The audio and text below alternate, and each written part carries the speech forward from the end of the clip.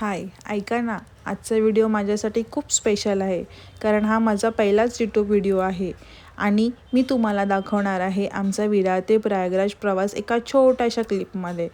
खरं सांगायचं तर हा प्रवास आमच्यासाठी खूप स्पेशल होता, कारण आम्ही खूप दिवसापासून प्रयागराजला जाण्याचा प्लॅन करत होतो. पण या प्रवासात एक छोटीशी चॅलेंज होती. आमच्याकडे फक्त एकच सीट होती.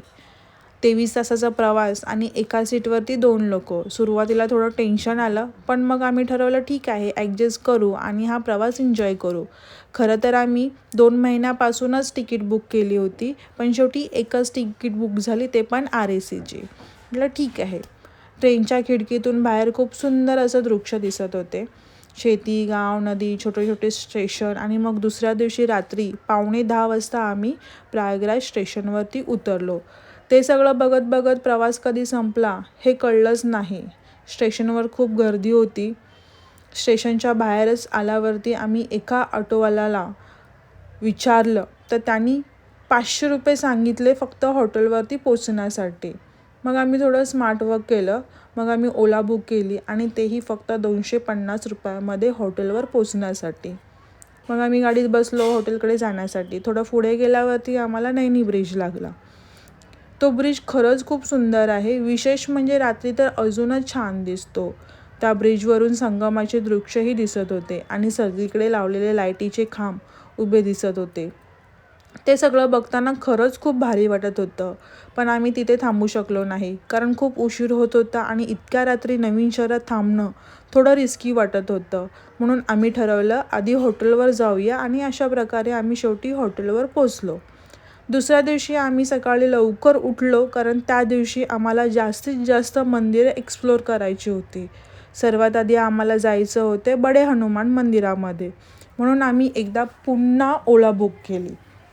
त्यासाठी आम्हाला साधारणतः 120 रुपये लागले. पण ड्रायव्हरने आम्हाला नैनी ब्रिजजवळच उतरलं, कारण पुढे रोड बंद होता. तिथून पुढे जवळपास 2 ते 3 किलोमीटर चालत जावं लागणार होतं.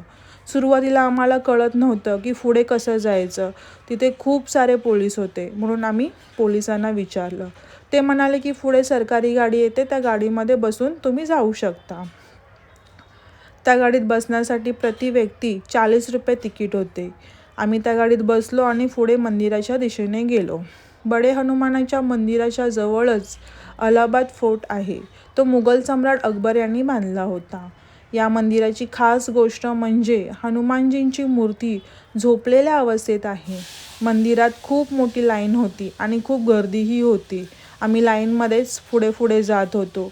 ऊनही तेवढंच लागत होतं आणि थोडं थकल्यासारखं वाटत होतं. पण तरीही सगळेच शांतपणे दर्शनासाठी लाईनमध्ये उभे होते. आणि शेवटी लाईन संपली आणि आम्हाला बडे हनुमानजींचे दर्शन झाले. दर्शन झाल्यावरती आम्ही बाहेर आलो. त्यानंतरला आम्हाला पुढे जायचं होतं शिवालय पार्कला.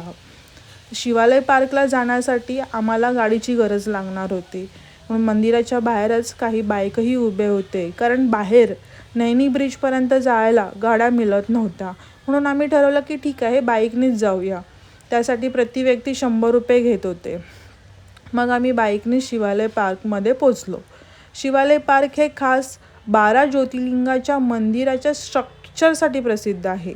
म्हणजेच 12 ज्योतिर्लिंगाची मंदिरं कशी दिसतात याची कल्पना त्या पार्कमध्ये पाहायला मिळते. त्या पूर्ण पार्कचा डिटेल्स व्हिडिओ मी वेगळा बनवलेला आहे. तो व्हिडिओ तुम्ही नक्की माझ्या चॅनलवर जाऊन बघा, कारण तो खूप छान आहे. त्यानंतरला आम्हाला जायचं होतं नागावासुकी मंदिरामध्ये. तिथलं वातावरण खूप शांत होतं, थंडगार हवा होती, त्यामुळे तिथे खूपच रिलॅक्स वाटत होतं. तिथे थोडा वेळ घालवल्यानंतरला आम्ही पुढे गेलो मानकेश्वर मंदिरमध्ये दर्शनासाठी. हे भगवान शंकरांचं मंदिर आहे. मंदिराच्या बाजूलाच यमुना नदी वाहते, त्यामुळे तिथलं वातावरण खूप छान वाटत होतं. संध्याकाळी आम्हाला त्रिवेणी संगमवरची आरती बघायची होती. म्हणून आम्ही परत संगमावरती आलो. पण सुरुवातीला आरती नेमकी कुठे होते ते सापडत नव्हतं. म्हणून आम्ही 2-3 पोलिसांना तिथे विचारलं. त्यांनाही माहिती नव्हतं. आम्ही सर्वीकडे शोधलं. मग शेवटी आमचा मूड ऑफ झाला. पण चालता चालता अचानक आम्हाला आरती जिथे होत होती ते दिसलं आणि शेवटी आम्हाला आरती बघायला मिळाली. आरती खूप सुंदर होती.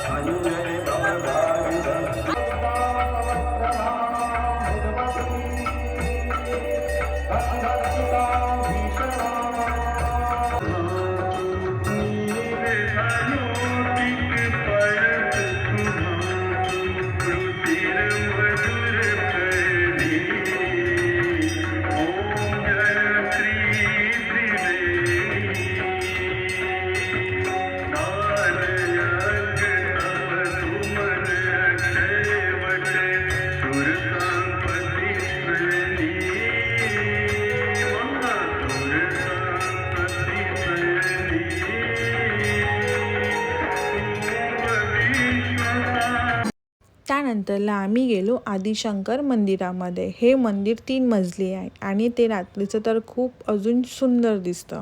या मंदिरात त्रिवेणी संगमचंही दृश्य खूप सुंदर दिसत होतं. तिथलं वातावरण खूप शांत आणि प्रसन्न वाटत होतं. दुसऱ्या दिवशी सकाळी आम्ही लवकर उठलो, कारण त्या दिवशी आम्हाला त्रिवेणी संगमवर अंघोळ करायची होती. संगमावर खूप मोठी गर्दी होती, पण त्या पवित्र पाण्यात अंघोळ करताना मन खूप शांत झालं होतं. संगमाचे दर्शन आणि अंघोळ झाल्यानंतर आमचा परतीचा प्रवास सुरू झाला. असा होता आमचा प्रयागराज ते विरार प्रवास. खरंच या प्रवासात खूप सुंदर अनुभव मिळाले आणि खूप छान आठवणीसुद्धा तयार झालेल्या आहेत. पुन्हा एकदा भेटू नव्या व्हिडिओमध्ये. धन्यवाद.